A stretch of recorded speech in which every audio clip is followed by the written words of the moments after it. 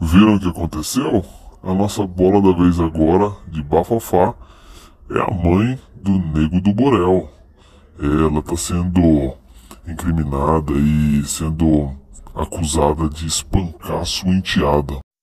A criança reclamou de ter apanhado, ter sido espancada, até mesmo de que a madrasta jogou shampoo nos olhos dela propositalmente na hora do banho.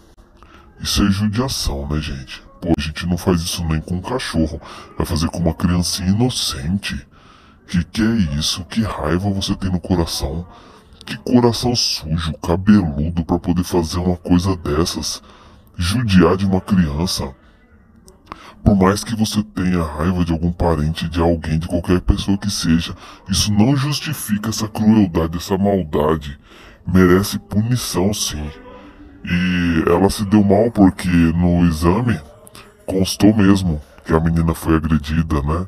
E agora estão entrevistando a garota, estão fazendo as pesquisas a fundo. E se der alguma coisa, ela vai ter que responder, ela vai ter que se explicar. Caraca, quero ver como que ela vai fazer isso.